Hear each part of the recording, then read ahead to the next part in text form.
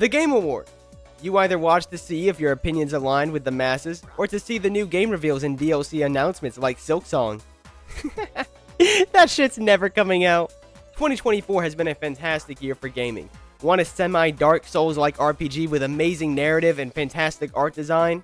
We got Astrobot. Would you rather play a Japanese RPG with all the over-the-top dramatics that come with one? We got two, though you really only need to play this one. But beyond these massive Empire-backed releases, 2024 truly has been the year for indie games.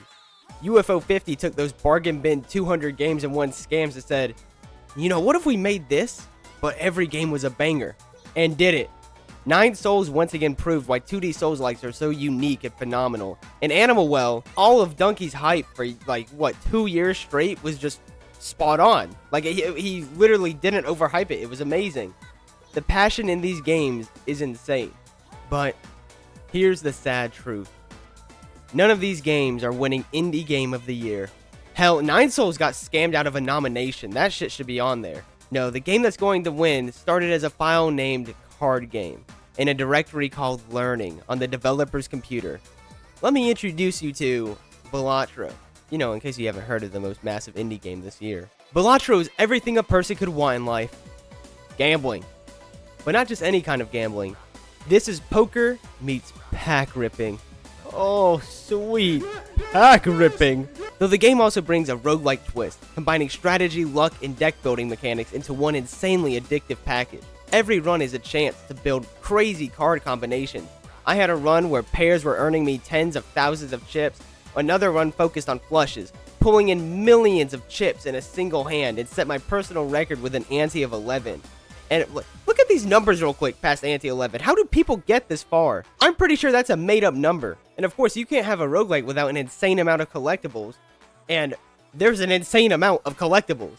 You have 150 of the Joker cards, and then you have Tarot cards, Celestial cards, Spectral cards. You can unlock different decks and different modifiers that can go on different decks that change every aspect of every single run. There's enough content here to keep you hooked for not just simply hours, not just tens of hours. I could see hundreds of hours over years of this game. And the final boss rounds, or antes, are a test of everything you've built up. And while I would like to pad this out more and get my typical 8-minute review, this is simply everything about the game. It's a simple game. A simple perfection.